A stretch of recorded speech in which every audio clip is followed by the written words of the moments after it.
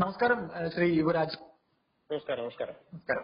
പിന്നെ ഞാനിതിപ്പോ വിളിച്ചത് നമ്മുടെ ഈ ADGP പൂരം വിഷയത്തിൽ ഉണ്ടായ പ്രശ്നങ്ങളെ കുറിച്ചിട്ട് ഒരു റിപ്പോർട്ട് നമ്മുടെ CM-ന് കൊടുത്തിട്ടുണ്ട്. മുഖ്യമന്ത്രി പിണറായി വിജയന് കൊടുത്തു. ആ റിപ്പോർട്ട് ഇന്ന് അദ്ദേഹത്തിന്റെ കയ്യിൽ കിട്ടി എന്ന് പറയുന്നു. പക്ഷെ എങ്കിലും ഈ റിപ്പോർട്ട് തയ്യാറാക്കി കഴിഞ്ഞപ്പോൾ DGP അദ്ദേഹത്തിന്റെ ADGPക്ക് മേൽ DGP ആ റിപ്പോർട്ടിൽ ഒരു തൃപ്തി അദ്ദേഹത്തിന് വന്നിട്ടില്ല എന്നും ബാഹ്യ ശക്തികളുടെ ഇടപെടലുകൾ ഉണ്ടായിട്ടുണ്ടെന്നും ഒരു സംശയം പറഞ്ഞു. എനിക്ക് ഈ റിപ്പോർട്ടിൽ ഒരു സുതാര്യത ഉണ്ടായിട്ടുണ്ടോ? അതിനെ കുറിച്ച് ഒന്ന് പറയാമോ? റിപ്പോർട്ടിൽ സുതാര്യത ഉണ്ടായിട്ടുണ്ടോ എന്ന് ചോദിച്ചു കഴിഞ്ഞാൽ ആ റിപ്പോർട്ടിൽ ഒരിക്കലും ഇടതുപക്ഷ സർക്കാരിന്റെ ഭാഗത്ത് നിന്നുള്ള ഒരു അന്വേഷണത്തിന് സുതാര്യത ഉണ്ടാകുമെന്ന് ഞാൻ വിശ്വസിക്കുന്നില്ല. കാരണം തൃശൂർ പൂരം നശിപ്പിക്കാൻ വേണ്ടിയിട്ട് അല്ലെങ്കിൽ തൃശൂർ പൂരത്തിനെ ഇല്ലാതാക്കുവാൻ വേണ്ടിയിട്ടുള്ള പരിശ്രമങ്ങൾ തുടങ്ങിയിട്ട് വർഷം കുറയായി, ഇന്നും ഇന്നലെ അല്ല. നിങ്ങളത് തിരുവമ്പാടി ദേവസ്വത്തിനോടോ പാറമേക്കാവ് ദേവസ്വത്തിനോടോ ചോദിച്ചു കഴിഞ്ഞാൽ അവർ കഴിഞ്ഞ വർഷങ്ങളിൽ ഉൾപ്പെടെ ആയിട്ട് നിരവധി വർഷങ്ങളിലായിട്ട് കൊടുത്തിരിക്കുന്ന പരാതികള് നിങ്ങൾക്ക് കിട്ടും. ഇത് ഫാബ്രിക്കേറ്റ് ചെയ്യാനൊന്നും പറ്റുന്ന കാര്യമൊന്നുമല്ലല്ലോ. മുൻ ഡേറ്റ് ഇട്ടിട്ട് മുഖ്യമന്ത്രിക്ക് ഉൾപ്പെടെ പല സന്ദർഭങ്ങളിലായിട്ട് കൊടുത്തിരിക്കുന്ന പരാതികളാണ്. കാരണം തൃശൂർ പൂരം നശിപ്പിക്കാൻ വേണ്ടി വളരെ വർഷങ്ങളായിട്ടുള്ള പരിശ്രമം ചില പ്രത്യേക ഭാഗങ്ങളുടെ പർട്ടിക്കുലർലി ഒരു ലെഫ്റ്റ് എക്കോസിസ്റ്റത്തിന്റെ ഭാഗത്ത് നിന്ന് ഉണ്ടാകുന്നുണ്ട്. അതൊരു യാഥാർത്ഥ്യമാണ്. അപ്പോൾ അതിനെ മറച്ചു പിടിക്കാൻ വേണ്ടിയിട്ട് ഇപ്പൊ എന്താണ്, ഇപ്പൊ VD സതീശനെ സംബന്ധിച്ചിടത്തോളം അദ്ദേഹത്തിന് പൊളിറ്റിക്കലി ലാഭം ഉണ്ടാകണമെന്നുണ്ടെങ്കിൽ ഈ കോൺഗ്രസ്സുകാര് പിന്നീട് RSSകാരായി മാറും എന്നുള്ള ഒരു ആരോപണത്തിനെ കൗണ്ടർ ചെയ്യാൻ അദ്ദേഹത്തിന് കിട്ടിയ ഒരു അവസരം മാത്രമാണ് ഈ പറയുന്ന ADGP പോയിട്ട് RSSന്റെ രണ്ടാമനായിട്ടുള്ള സർക്കാർ വാഹിനെ കണ്ടു എന്ന് പറയുന്നത്. അതിനെ ട്വിസ്റ്റ് ചെയ്ത് അതിനെ തൃശ്ശൂരിൽ അട്ടിമറി എന്തെങ്കിലും തെളിവുണ്ടോ? കൊണ്ട് വെറുതെ എന്തെങ്കിലും വിളിച്ചു പറയുന്നതിന് നമുക്ക് ഒരിക്കലും ഒരു ഇതായിട്ട് എടുക്കാൻ പറ്റില്ല, ആധികാരികമായിട്ട് എടുക്കാൻ കഴിയില്ലല്ലോ. ഓക്കെ, ശരി, ഈ പറയുന്ന റിപ്പോർട്ടിനകത്ത് അങ്ങനെ തൃശൂർ പൂരം അട്ടിമറിക്കുവാൻ വേണ്ടിയിട്ട് അല്ലെങ്കിൽ സുരേഷ് ഗോപിക്ക് വേണ്ടിയിട്ട് അട്ടിമറിക്കുവാൻ വേണ്ടിയിട്ട് ഒരു ശ്രമം ഉണ്ടായിട്ടില്ല എന്ന് ആ റിപ്പോർട്ടിനകത്ത് പറയുന്നുണ്ട്. ഇനി അങ്ങനെ ഒരു ശ്രമം ഉണ്ടായിട്ടുണ്ട് എന്നുണ്ടെങ്കിൽ അത് വെറുതെ റിപ്പോർട്ടിനകത്ത് എഴുതി വെച്ചാൽ മതിയാവോ? അതിനെന്തെങ്കിലും സബ്സ്റ്റാൻഷിയേറ്റ് ചെയ്യുന്ന എവിഡൻസ് പ്രൊവൈഡ് ചെയ്യണ്ടേ? എന്ത് എവിഡൻസ് ആണ് അവർക്ക് പ്രൊവൈഡ് ചെയ്യാൻ സാധിക്കുക അങ്ങനെ ഒരു സാധനം ഇല്ലെങ്കിൽ? നോക്കൂ, യഥാർത്ഥത്തിൽ അങ്ങനെ ഒരു സംഭവം ഇല്ലെങ്കിൽ അവർക്ക് എന്ത് സബ്സ്റ്റൻസ് ആണ് അല്ലെങ്കിൽ അവർക്ക് എന്ത് സബ്സ്റ്റാൻഷ്യൽ ചെയ്യാൻ എന്ത് സാധനമാണ് അവർക്ക് അതിനകത്ത് കൊടുക്കാൻ കഴിയും? അവർക്ക് അതിനകത്തൊന്നും കൊടുക്കാൻ കഴിയില്ല. ഒരു ആരോപണം ഉന്നയിക്കുമ്പോൾ രാഷ്ട്രീയക്കാർക്ക് കൊണ്ട് എന്ത് ആരോപണം ഉന്നയിക്കാം. ഇപ്പൊ ഞാൻ ഉൾപ്പെടുന്ന രാഷ്ട്രീയക്കാർക്ക് കൊണ്ട് എന്ത് ആരോപണവും ഉന്നയിക്കാം.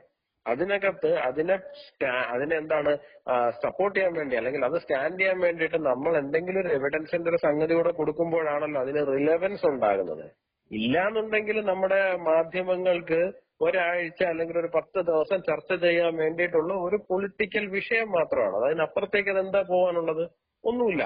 അപ്പൊ പോലീസിന്റെ റിപ്പോർട്ട് പോകുന്ന സമയത്ത് ഈ പൊളിറ്റീഷ്യൻസ് ആരോപണം ഉന്നയിക്കുന്നത് പോലെ അല്ലാന്നുണ്ടെങ്കിൽ മാധ്യമങ്ങളെ TRP റേറ്റിംഗിന് വേണ്ടിയിട്ട് മത്സരിക്കുമ്പോൾ എന്താണ് അവരുടെ വലിയ ഇടത് നിലപാട് എടുത്ത് ഉയർത്തിപ്പിടിക്കാനെന്നുള്ള നിലയിൽ ചർച്ച നടത്തുന്നത് പോലെ എന്തെങ്കിലും വായി തോന്നിയത് കോതയ്ക്ക് പാട്ട് എന്ന് പറഞ്ഞതുപോലെ എഴുതി വെക്കാൻ പറ്റില്ലല്ലോ. അതിനകത്ത് സ്വാഭാവികമായിട്ട് എവിഡൻസ് ഉണ്ടാവണ്ടേ? ഇതെപ്പോ, എങ്ങനെ, ആര്, എന്ത് ചെയ്തു, ഇത് ഈ ഒരു സാധനം അതിനകത്ത് ഉണ്ടാവണ്ടേ പ്രോപ്പറായിട്ട്? എങ്കിലല്ലേ ഇത് റിപ്പോർട്ടിനകത്ത് അടിസ്ഥാനം ഉണ്ടാവുള്ളൂ. അപ്പൊ സ്വാഭാവികമായിട്ട് അവർക്ക് എന്താ പറയാൻ കഴിയുക? അങ്ങനെ ഒരു സംഗതി ഉണ്ടായിട്ടില്ല, അങ്ങനെ തൃശൂർ പൂരം അട്ടിമറിച്ച് സുരേഷ് ഗോപിയെ ജയിപ്പിക്കാൻ വേണ്ടിയിട്ട് ഒരു സംഭവം ഉണ്ടായിട്ടില്ല എന്ന് മാത്രമേ പോലീസിനെ സംബന്ധിച്ചിടത്തോളം ആ റിപ്പോർട്ടിൽ പറയാൻ സാധിക്കുകയുള്ളൂ. പക്ഷെ ആ റിപ്പോർട്ടിൽ ഉണ്ടാകേണ്ടിയിരുന്ന ചില വിഷയങ്ങളുണ്ട്. ആ വിഷയങ്ങൾ എന്ന് പറയുന്നത് കാലങ്ങളായിട്ട് തിരുവമ്പാടി ദേവസ്വവും പാറമേക്കാവ് ദേവസ്വവും അവിടെയുള്ള ഭക്തരും മറ്റ് സംഘടനകളും ഉൾപ്പെടെയുള്ള ആൾക്കാര് റേസ് ചെയ്തിരിക്കുന്ന പരാതികളാണ്. ഇപ്പൊ ഒരു ഉദാഹരണം പറഞ്ഞു കഴിഞ്ഞാൽ മുഖ്യമന്ത്രിയുടെ നവകേരള സദസ്സ് നടക്കുന്ന സമയത്ത് 14 ജില്ലകളിൽ നിന്നായിട്ട് 100-ലധികം 200ഓളം ക്ഷേത്രങ്ങള് ചില വ്യക്തികൾക്കെതിരായിട്ട് പരാതി കൊടുത്തിട്ടുണ്ട്. എസ്പെഷ്യലി DFOയുടെ നമ്മുടെ ഫോറസ്റ്റിന്റെ GP ആയിട്ടുള്ള നാഗരാജൻ എന്ന് പറയുന്ന വ്യക്തിക്കെതിരെ ചില NGOകളുമായിട്ട് ചേർന്നിട്ട് ഉത്സവങ്ങളെ അട്ടിമറിക്കുവാൻ വേണ്ടിയിട്ട് ശ്രമിക്കുന്നു. ഇതേ പരാതി തൃശൂർ പൂരം സംബന്ധിച്ചിട്ടുമുണ്ട്. അപ്പോ അത്തരം വിഷയങ്ങളെല്ലാം ഇതിന്റെ അകത്ത് അന്വേഷിക്കേണ്ടതാണ്. പൂരം ആര് അട്ടിമറിക്കാൻ ശ്രമിക്കുന്നു എന്നുള്ളതാണ് വിഷയം എന്നുണ്ടെങ്കിൽ അത് സുതാര്യമായിട്ട് അന്വേഷണം നടക്കേണ്ടതാണ്. വളരെ സുതാര്യമായിട്ട് ആ റിപ്പോർട്ട് പുറത്തു വരേണ്ടതാണ്. അത് ഒരിക്കലും സംഭവിക്കില്ല കേരളത്തിൽ.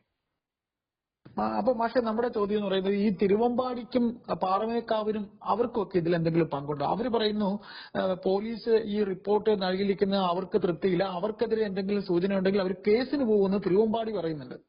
എന്ത് പറയുന്നു അതിനെ കുറിച്ച്? തിരുവമ്പാടിക്കും പാറമേക്കാവിനും ഇത്തവണ ആദ്യമായിട്ടല്ല അവര് പോലീസിനെതിരായിട്ട് സംസാരിക്കുന്നത്. കഴിഞ്ഞ കുറെ വർഷങ്ങളായിട്ട് പോലീസ് പൂരം അട്ടിമറിക്കാൻ വേണ്ടിയിട്ട് ശ്രമം നടത്തുന്നു എന്നുള്ളത് അവരുടെ നിലനിൽക്കുന്ന പരാതിയാണ്.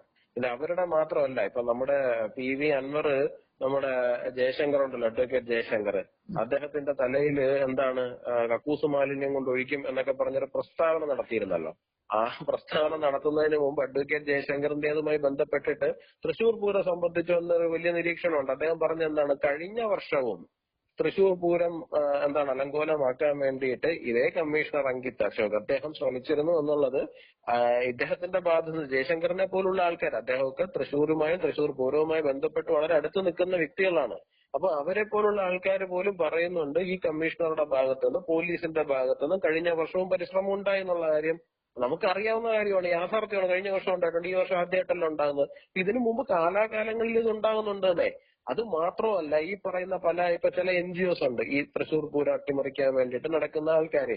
ഈ NGOസിന്റെ ഭാഗത്ത് നിന്ന് ഈ പറയുന്ന പോലെ അമിക്കസ് ക്യൂറിയുമായിട്ട് അവിടെ പോവുക, പൂരത്തിന്റെ തലേ ദിവസം പോയിട്ട് ആനകളെ പരിശോധിക്കാനെന്നും പറഞ്ഞൊരു സീന് ക്രിയേറ്റ് ചെയ്യുക. അതിനുശേഷം പാറമേക്കാവിന്റെ ആണെന്ന് തോന്നുന്നു ആൾക്കാരെ കോടതിയിൽ കൊണ്ടുവന്നിട്ട് ഇവർ സഹകരിച്ചില്ല എന്ന് പറഞ്ഞിട്ട് ഇവര് മാപ്പ് പറയണമെന്ന് ആവശ്യപ്പെടുക. ഇതൊക്കെ കാലങ്ങളായിട്ട് അവിടെ സംഭവിക്കുന്നുണ്ടെന്നേ. അപ്പൊ നിങ്ങൾ ഉൾപ്പെടെയുള്ള മാധ്യമങ്ങൾ ഒരു പരിധി വിട്ട് അത് ശ്രദ്ധിക്കാത്തത് കൊണ്ട് മാത്രം ഇതൊന്നും വലിയ വാർത്തയാകാതെ പോകുന്നതാണ്.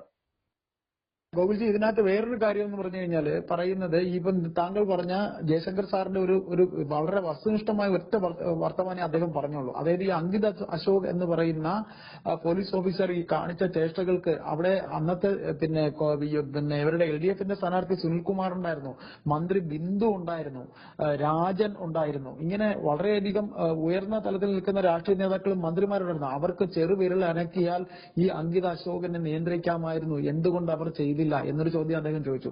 നിങ്ങളിത് പറഞ്ഞപ്പോഴാണ്, ഞങ്ങളുടെ ചർച്ചയിൽ തന്നെയാണ് അദ്ദേഹം അത് പറഞ്ഞത്. ശരിയാണ്. അപ്പോ എന്തായാലും താങ്കൾ പറഞ്ഞതിൽ എല്ലാ സാരാംശവും ഉണ്ട്. എന്തായാലും ഈ റിപ്പോർട്ടിൽ പിന്നെ ശരിക്കും ഒരു വസ്തുതാപരമായ ഒന്നും തന്നെ ഇല്ല എന്ന് തന്നെയാണ് താങ്കളുടെ അഭിപ്രായം, അല്ലെ? അല്ല, വസ്തുതാപരമായ വിഷയങ്ങൾ ഒരുപാട് ഇപ്പം ഒരു റിപ്പോർട്ട് പുറത്തു വരുമ്പോ ആ റിപ്പോർട്ടിൽ 10-20% അല്ലല്ലോ ശരിയുണ്ടാകേണ്ടത്. അതിനകത്ത് ഒരു 80-90% നമ്മൾ വരേണ്ടതായിട്ടുള്ള വിഷയങ്ങളുണ്ട്, അല്ലെ? അത് വരാതെ ഇപ്പൊ 10% ഇപ്പം പൂരം അട്ടിമറിക്കുന്ന സുരേഷ് ഗോപിയെ ജയിപ്പിക്കുന്ന ഒരു സാഹചര്യം ഉണ്ടായില്ല എന്ന് പറയുന്നത് കൊണ്ട് മാത്രം ആ റിപ്പോർട്ട് പൂർണ്ണമാവുന്നില്ല. ആ റിപ്പോർട്ട് പൂർണ്ണമാകണമെന്നുണ്ടെങ്കിൽ ഈ പറയുന്ന എല്ലാ ആസ്പെക്ടുകളും അതിലുണ്ടാകണം. ശരിയാണ്, ശരിയാണ്. എന്തായാലും നമ്മുടെ വിഷയത്തിൽ പ്രതികരിച്ചതിൽ വളരെ സന്തോഷം. ഞാൻ തുടർന്ന് മറ്റു വിഷയങ്ങൾ എന്തെങ്കിലും ഉണ്ടെങ്കിൽ താങ്കളെ ബന്ധപ്പെടുന്നതാണ്. നന്ദി അയ്യപ്പദാസ്. നന്ദി.